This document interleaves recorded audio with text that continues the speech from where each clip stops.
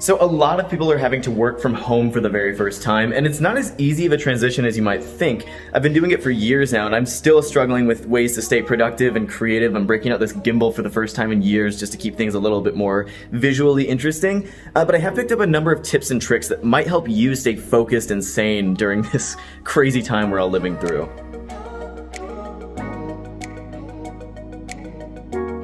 So let's start off with an easy one. You're not gonna get a whole lot done working from the couch. You've got a TV over there, video games, this whole thing's bad for your posture. It's just not an ideal work situation. What you really want is a dedicated workspace, and if at all possible, an entire room that you can treat as your home office, one where you can shut the door. You can move your desk into the guest room or even set up downstairs in the basement. It's not about having a pretty or necessarily even well-organized workspace, as long as you have somewhere that you feel productive sitting down and getting work done.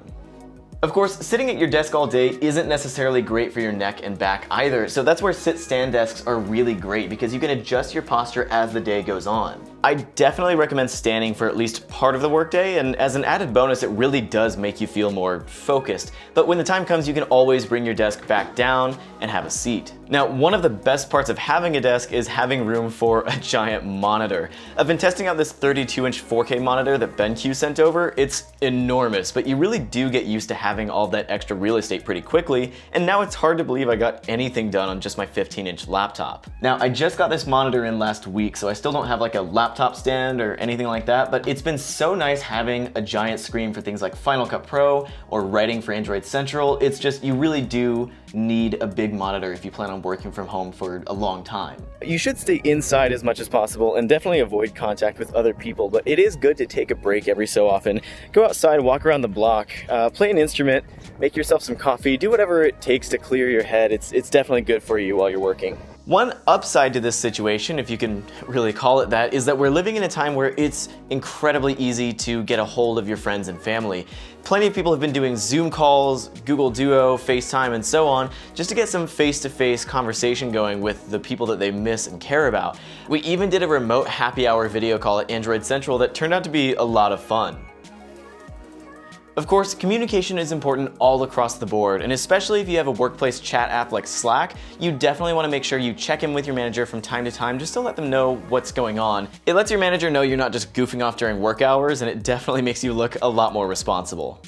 Speaking of apps, productivity apps are a must when it comes to staying organized and knowing what you're doing next. I really like apps like Todoist and Fantastical for keeping track of small personal tasks, and for upcoming articles and videos, we use things like Airtable. There's really no concrete answer when it comes to figuring out the absolute best work from home setup because of course it's all gonna vary depending on what kind of work you do, how you feel most productive, and what sort of equipment you already have sitting around. The important thing is that you find a setup that works for you. I'm a really big fan of having my own sort of closed off office room with a big monitor on my desk and so on, but you might feel closed in or trapped by that. You might prefer an open space. It really just comes down to what makes you feel the most productive. One final tip I want to throw out there, it's okay and almost necessary for you to set boundaries while you're working from home. Tell your boss, I'm only gonna work from 9 a.m. to 5 p.m. or whatever schedule works best for you. You don't have to dedicate every moment you're home to work. But if you are working from home, hopefully some of these tips have helped you out. Let me know in the comments below if they did, and subscribe to the channel if you enjoyed this type of video. If you didn't, I promise we'll be returning to our regular phone videos very soon. In the meantime, stay safe. We'll see you next time.